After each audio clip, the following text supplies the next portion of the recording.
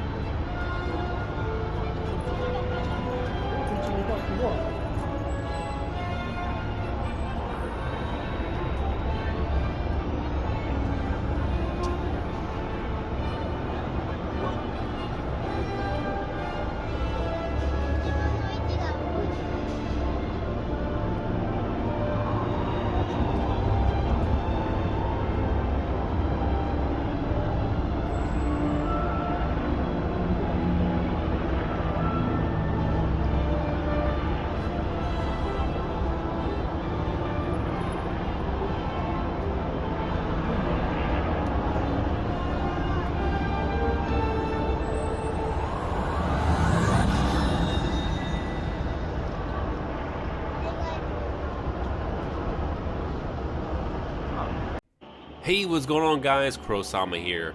So I want to talk about my experience over at the Fukuoka life-size new Gundam. This place was amazing. I've been to pretty much every Gundam statue except for the Shanghai Freedom Gundam. Unfortunately, I'm just not able to make it to that location, but I have visited the original RX-78-2 that was in Odaiba. I did visit the Unicorn that's still in Odaiba, and then I also visited the Gundam RX-78-F00 that's over in Yokohama.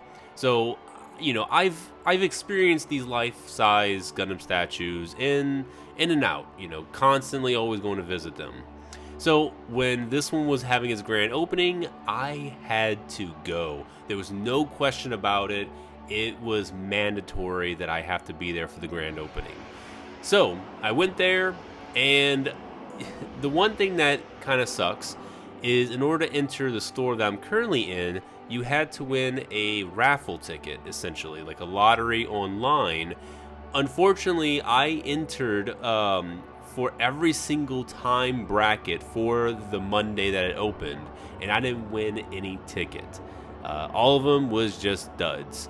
So I still went there on Monday to experience the Gundam statue. So the opening of this video that you've seen, that happened on Monday. So basically took that video, walked around, you know, didn't get inside the store because you couldn't enter it.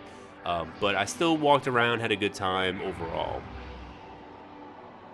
Now, I was actually lucky enough that I won a secondary ticket for Tuesday. So I applied for it on Sunday, right before Monday hit that we came over to the place, and sure enough, I got the ticket for the Tuesday. So we still came on Monday just because, you know, it was a great time. I still wanted to come, and luckily enough, Monday was very clear. The weather was perfect, like bright blue skies and everything. Unfortunately, on Tuesday, and you'll see at the end of this video, it was raining, so I'm glad that we didn't decide just to hold everything off until Tuesday. I personally came on Tuesday by myself because one of my friends had to go back to Iwakuni, and my other friend was just being a Debbie Downer and stayed in the Airbnb the whole time. So I got to explore this entire store and the area by myself at my leisure.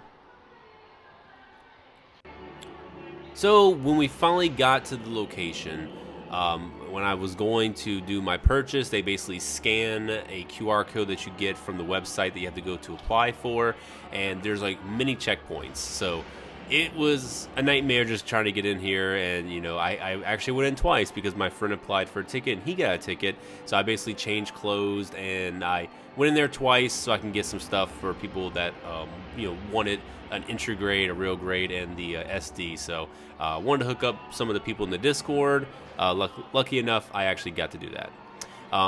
But overall, I mean, there's a lot to do at this location outside of just seeing the statue, which is gorgeous, by the way. Like the fin funnel that it has, oh, it is probably. I honestly think it's better than the traditional fin funnel that it has. I think this cannon just looks way better with the colors, like that brighter blue. Oh, I think just it looks better. To me, this is the perfect new Gundam. And seeing the kits up close, seeing the statue, the movement, the lights, the detail, I'm just like, yeah, this is the definitive new Gundam. And I know the lore behind this that Tomino kind of put out is that this is made from blueprints of the original RX-78. And I know people are on Twitter, arguing about canon and all that. Of course, it's not canon, but the promotional stuff is conflicting with what Tomino said about this being like made from blueprints. Because then why is it in the recreation of Char's counterattack in the promotional video? And you'll see that video at the end of this video as well, because they do a nighttime screening. But overall, I don't get hung up on the promotional stuff like that, or even just the canon of things that are statues. Obviously, the Unicorn Gundam over in Odaiba isn't a part of any canon. It's just a statue. It exists. So, but what can you do here? That's probably one of the bigger questions that people want to ask. Is if they're going to come to Fukuoka and see this Gundam, they probably going to want to do some other stuff. Well, this is attached to a mall, a franchise mall called LaLaport. There's many LaLaports across Japan. I believe the one in Shanghai is also a LaLaport.